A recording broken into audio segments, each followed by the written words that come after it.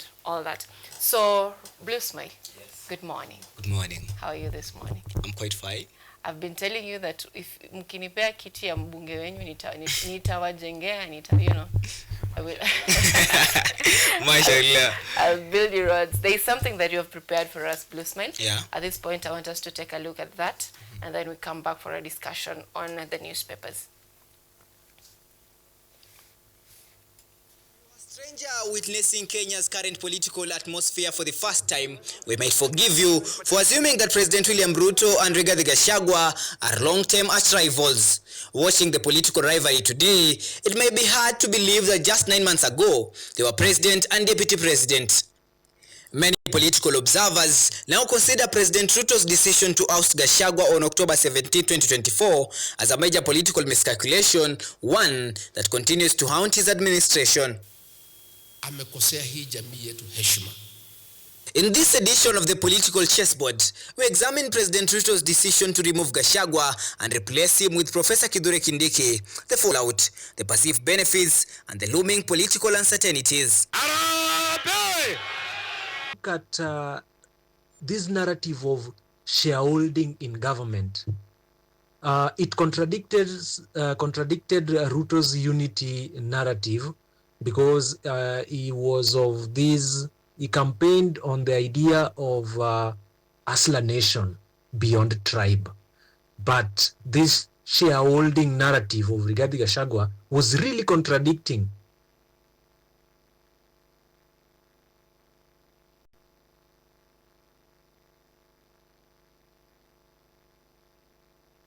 Nilimwambia asiguse mlima, si ndio?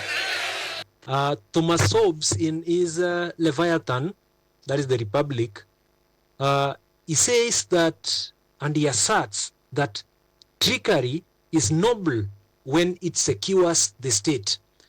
In this sense, President Ruto viewed Gachagua as somebody who was tribal, anti-unity, and removing him from his position might save his unity agenda, might save his regime. But now, things seem to have taken a U-turn, and it appears that the president might have thrown the baby with the bathwater.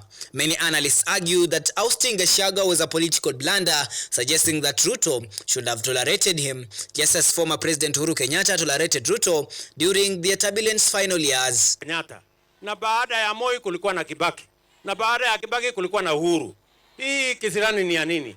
In his post-ouster political maneuvering, Gachagua has become a sharp thorn in the side of Ruto's administration, relentlessly attacking the government in what appears to be bitterness over his impeachment. It's repeating itself. And the architect William Ruto is back on the deck. He is hell-bent to finish his unfinished business with the people of Mount Kenya. Ironically, Ruto's political card of dismissing Gachagua now seems to be benefiting Gachagua more than it is to the president. Gachagua has since aligned with key political figures such as Kalonzo Musyoka and Fred Matiang'i in the growing one-term movement.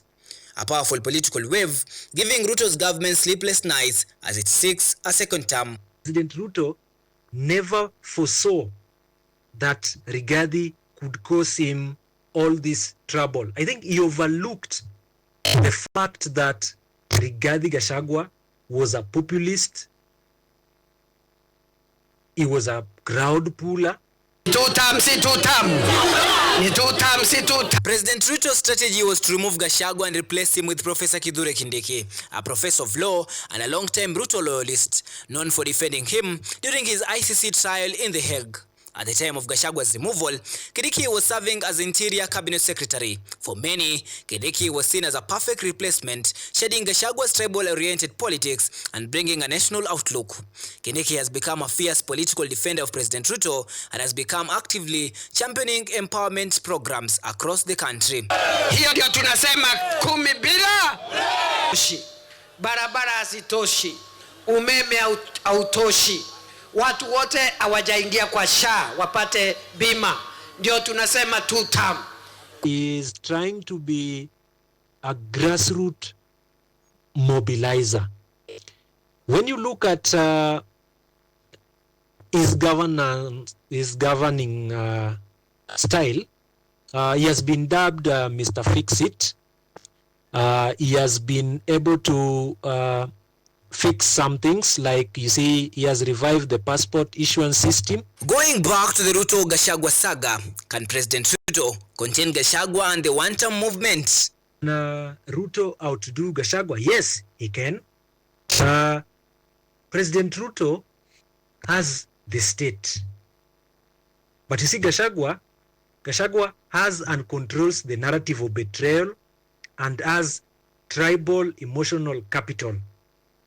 And you see, Ruto controls the state machinery, state apparatus.